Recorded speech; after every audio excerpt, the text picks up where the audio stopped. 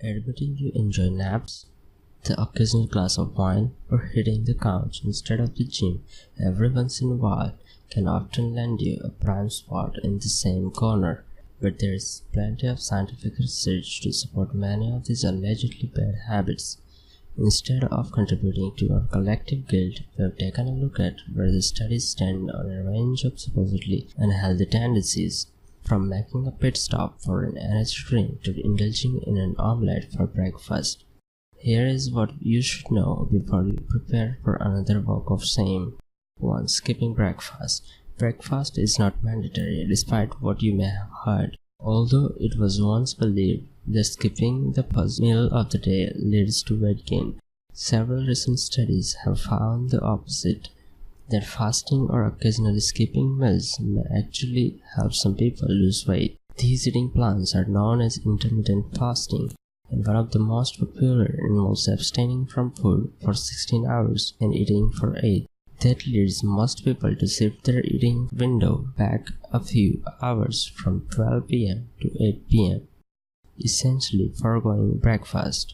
Large studies have found intermittent fasting to be just as reliable for weight loss as traditional diets. A few studies in animals suggest it could have other benefits, such as reducing the risk for certain cancers and even prolonging life, but those studies need to be repeated in humans. 2. Drinking coffee. In March, a California judge ruled that Starbucks and other coffee businesses must include cancer warnings on their products. Despite this frightening announcement, there is extensive scientific research on coffee which suggests that, if anything, regularly drinking the brew is linked with a reduced cancer risk, as well as a range of other health benefits, such as protecting against diabetes and boosting heart health. That said, doctors recommend limiting your caffeine intake to 400 mg per day, or about 3 to 4 standard cups of drip coffee. 3. Eating eggs. The latest advice on healthy eating seems to change as frequently as the seasons. Eggs, an animal product high in cholesterol, fat, protein, and several key vitamins and minerals, have been vilified for years. But as it turns out, eggs are actually pretty healthy, and ordering just the whites, a practice that low-fat food advocates say is a way to save off calories, fat, and cholesterol, is completely unnecessary. Whole eggs are high in a handful of key vitamins and minerals that you can't get from many foods, like vitamin B12 and phosphorus.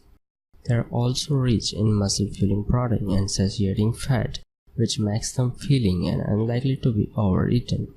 Plus, the cholesterol eggs contain does not appear to lead to high cholesterol levels in healthy people, just as eating fat does not translate into being fat. Recent research has shown that eating cholesterol doesn't necessarily translate into having high cholesterol. 4. Indulging in high-fat foods. Following advice from the Department of Agriculture in 1990s, millions of Americans seeking to lose weight opted for a low-fat, high-starch diet. They chose margarine over butter and fat-free instead of regular, and they curbed their indulgence of rich, creamy foods, but it didn't work. An 8-year trial involving almost 50,000 women, roughly half of whom went on a low-fat diet, found that those on the low-fat plan didn't lower the risk of breast cancer, colorectal cancer, or heart disease. Plus, they didn't lose much weight, if any. New recommendations show that healthy fats, like those from nuts, fish, and avocados, are actually good for you in moderation. So add them back into your diet if you haven't already. 5. Using social media. Frequent social media use and screen time have been portrayed as universally bad for our health. But a lot of research on this phenomenon has been characterized by poorly done studies and bad science. The vast majority of evidence suggests that our smartphones are not uniformly harmful, and in some cases they may be a force for good. Last year, in a study published in the journal Psychological Science that examined the effect of screen time on a sample of more than 120,000 British adolescents. Researchers found that social media use wasn't harmful for the vast majority of teens. In fact, it was sometimes helpful for things like feeling more connected and getting emotional support from peers.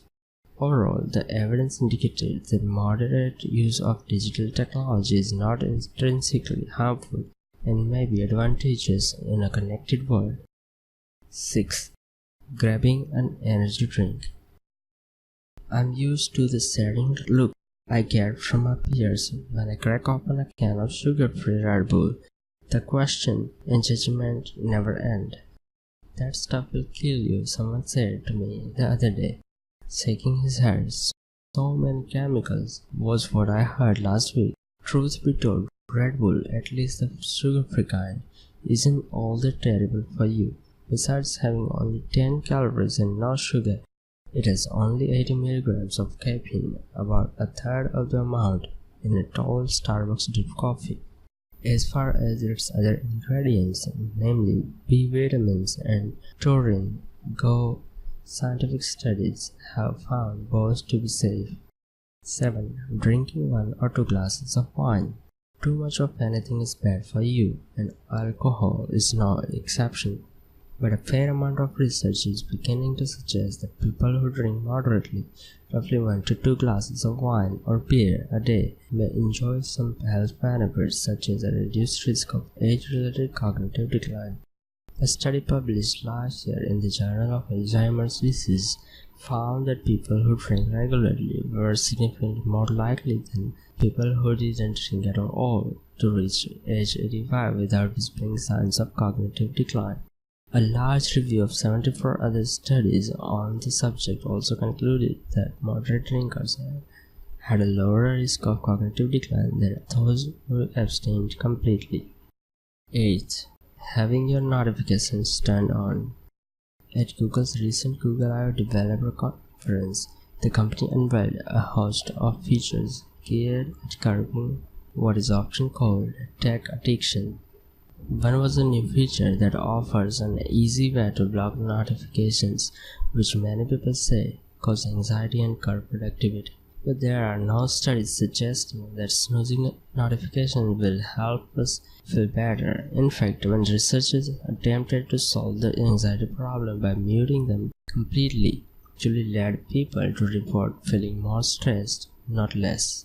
There may be a better alternative. However, people in that study who got their alerts sent in batches, as opposed to in real life, said they felt less stressed and happier than people who got them normally or didn't get them at all.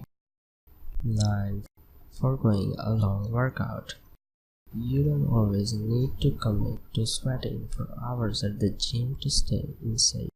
Studies suggest that compact high-voltage workouts like the 7-minute workout may be more beneficial for building muscle and protecting the heart than some other forms of exercise. These types of workouts are known as high-intensity interval training or HIIT. High-intensity interval training can provide similar or greater benefits in less time than traditional longer, moderate-intensity workouts.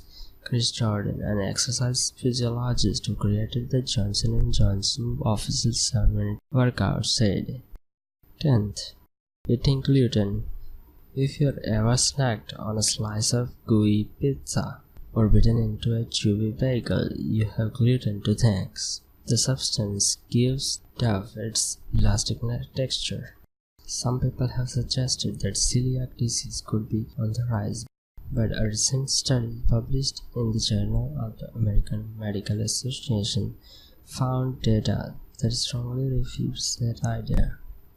As for all those people who say they don't have celiac but are just sensitive to gluten, a small 2013 study out of Monash University suggested that may not be true either, as participants' digestive reactions appear to have nothing to do with the intake of the substance. Instead, the bloating and discomfort that many people experience when they eat gluten, and the sudden disappearance of those symptoms after slashing the ingredient may have more to do with eliminating unhealthy processed and preliminary foods, many of which also happens to contain gluten. 11th, taking a nap.